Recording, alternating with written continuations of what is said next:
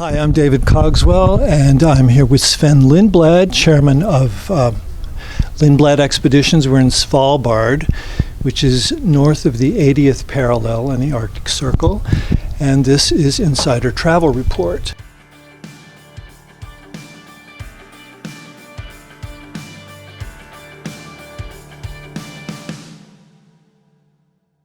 Can you tell us a little bit about Svalbard? I don't think many people know even where it is, so you could maybe tell us why we're here, why you've chosen it, and why at this particular time of the year. All right, it's a pretty substantial archipelago in the in it's part of Norway. It does have actually a Russian presence, interestingly enough. It's a very complicated thing in one small part of Svalbard where they're still mining coal, actually. The main settlement here is Longyearbyen, which was really above all else a coal settlement. Now they don't mine coal anymore, and it's become sort of it's got like 2,500 residents, and they live mainly off of tourism, people who come up here and explore the Arctic in different ways. But it's a fantastic place. We've been coming here for decades, since the first time I came here was in 1972. So it's a vast area, lots of fjords and bays and different islands, and it's since 1970, I think it was 1970, there was a ban on hunting polar bears here, and so the population has rebounded, and so it's a fabulous place to see polar bears, amongst other wildlife. And I suppose in the time that you've been coming since 72, you see quite a lot of difference. How's the polar bear population holding out in that regard? Well, the problem here for polar bears all over the Arctic is the loss of sea ice. So we are here now just to put this in perspective, we're here in April, right? What is today? April 25th. When I first came here in 1972, we couldn't come up here until the latter part of July because of sea ice. This place would have been completely clogged with sea ice, and it was very difficult to move around prior to that. Then in subsequent years we started coming in June, then in May, and a few years ago I came up here in the middle of March to see what was it like in the late winter, early spring, and it was absolutely stunning. And so I decided, in fact, the original the first voyage of the National Geographic Endurance, which is the sister ship to this one, was intended to be in this part of the world in April of 2020, which obviously got delayed for obvious reasons. But I was very, very excited about getting up here in the early season when there still was a lot of, relatively speaking, a lot of sea ice, and the mountains covered in snow, and it's a very, very beautiful time to be here, as I think you've seen in the last 5 days. Definitely have.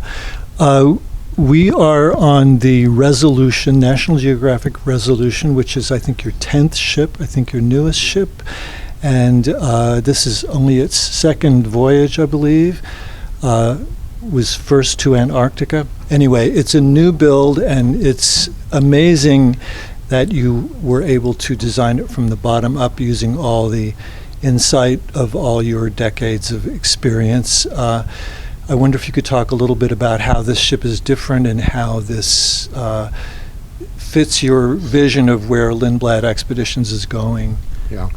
Well, up until 2017, when we built 17 and 18, we built 2 U.S. flagships, and then subsequently the National Geographic Endurance and this one, the Resolution.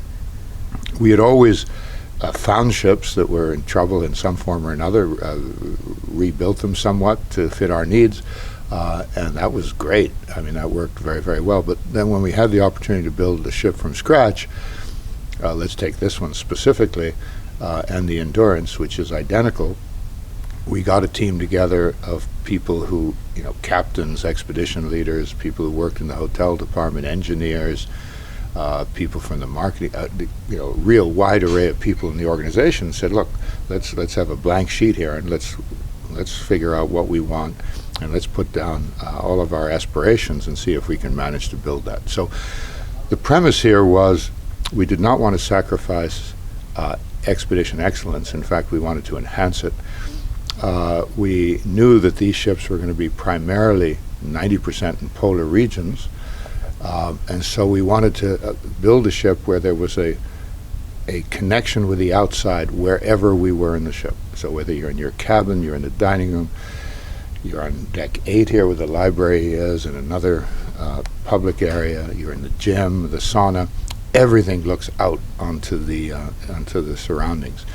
And to us that was very, very important, along with viewing areas outside in multiple different areas so that you can really be connected with the outdoors.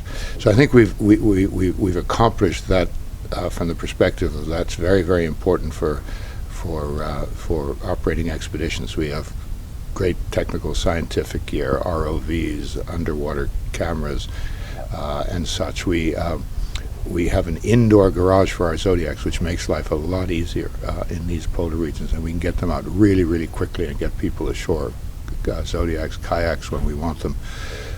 So all of that is very, very, very functional. And then at the same time, the ship is extraordinarily elegant. I would say it's the most elegant ship I've ever been on. Very Scandinavian in its influence, very understated. We don't want to have the inside jarring too much with the outside, and it's incredibly comfortable. And I'm really, really happy with this ship.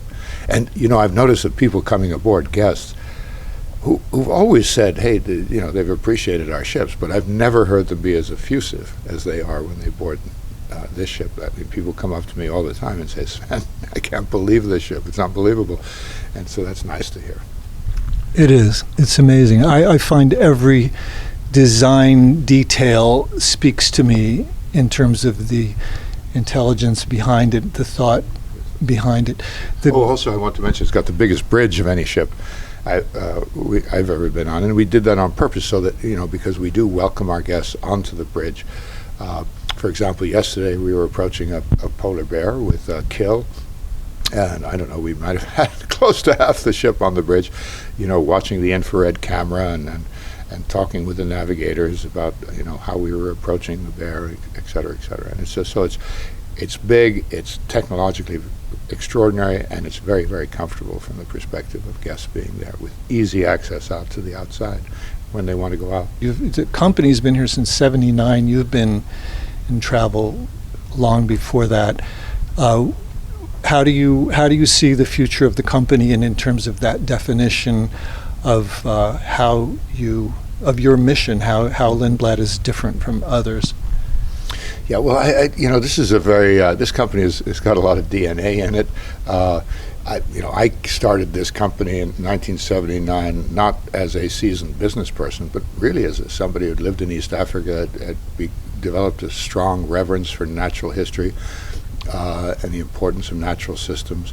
And I really wanted to build a company that followed in the footsteps of my father's company, where we could bring people out into these wild places, or places where there was cultural interest or historic interest, and really imbue them with a sense of wonder about what these places meant, and then in many instances hopefully participate in what we have to do as human beings, which is generate greater care for these places.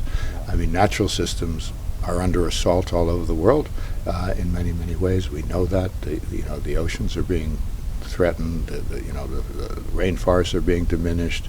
We obviously have this huge concern regarding climate change, and we as human beings need to get more engaged in the fact that this is problematic, and really activate ourselves to support this wonder which gives us so much, right? So I think travelers are very, very important in that regard, because you expose people to beauty and wonder, and I think it just changes how people view our relationship with these kinds of places. And so I feel very fortunate to be in the position where I can help facilitate that connection between people and these extraordinary places. And that's really what drives me more than anything else, is I really want to provide a platform or an opportunity for people to think differently about this, essential relationship, us and our planet, and improve that relationship, and then constantly find creative ways to make it a better one. since you hired a CEO just last year, and you have become chairman and obviously don't have to deal with certain things you used to have to deal with, how does that help your, or how are you able to change your life in positive ways in regard to this mission and so forth in that now? Yeah, well, when I think about it, when I look back on when I started the company, I was out in the field a lot more. Research, development, leading expeditions, developing partnerships, a lot of things that really were highly motivating to me, and I think turned out to be really valuable for the enterprise. And then eventually, you get pulled in more and more to the day-to-day business activities of leading a public company with 10 ships and employees all over the world and lots of different challenges and such.